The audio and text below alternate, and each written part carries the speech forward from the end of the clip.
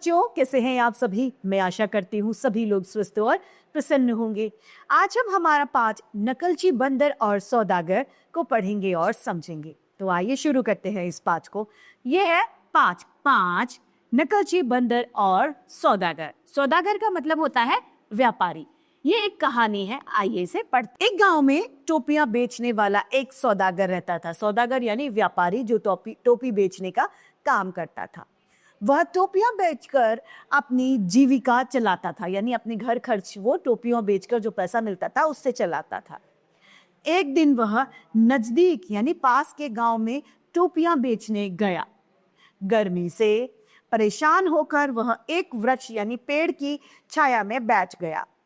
बैठते ही उसे नींद आ गई। वह अपनी टोपियों से भरे थैले को अपने पास में ही रखकर सो गया। अब उसे नींद आई तो वो टोपियों को अपने पास रखकर ही आराम से सो गया था। उस वृक्ष के ऊपर कुछ शरारती यानी बदमाश बंदर बैठे हुए थे। तभी वे वृक्ष से नीचे कूदे। जब टोपी वाला सो गया तभी वो वृक्ष यानी पेड़ से नीचे कूद आए। नकलची बंदरों यानी नकलची अर्थात नकल करने वाले बंदरों ने टोपियों वाले थैले में से टोपियां निकालकर एक एक टोपी अपने सिर पर पहन ली। अब सारे बंदरों ने उस टोपी वाले की टोपियां ले ली। टोपियां पहनकर सभी बंदर मस्ती करने लगे और पेड़ पर चढ़ गए। जब सौदागर की आंख खुली यानी जब सौदागर नींद से उठा तो उसने अपनी टोपियों से भरे थैले को खाली देखकर बड़ा हैरान हुआ, यानी वो आश्चर्यचकित हो गया कि टोपियां कहाँ गई। अभी तो सारी टोपियां इसमें रखकर सोया था।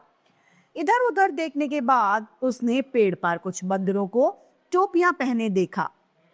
सौदागर ने बंदरों को डराया, लेकिन बंदरों ने टोपियां वापस नहीं की। सौदागर को मालूम था यानी पता था कि बंदर नकलची होते हैं, जैसा आप करेंगे वैसा ही बंदर करेंगे। उसने अपनी टोपी सर से उतारकर नीचे पटक दी, यानी उसने अपनी टोपी उतारी और नीचे जमीन पर फेंक दी। ऐसा देखकर सभी बंदरों ने भी अपनी अपनी टोपियां सिर से उतारकर जमीन पर फेंक दी। इस प्रकार सौदागर यानी व्यापारी ने सारी टोपियां इकट्ठी यानी एकत्र कर ली। सारी टोपियां उठाकर बीन ली और थैले में डालकर चला गया। तो देखा, सौदागर ने अपने दिमाग बुद्धि के प्रयोग से अपनी परेशानी को सॉल्व कर लिया, हल कर लिया। तो इसी के साथ हमारा ये पाठ समाप्त होता है। मैं उम्मीद करती हूँ आप सभी को ये समझ में आया होगा। आज के लिए इतना ही, फिर मिलते हैं। धन्यवाद।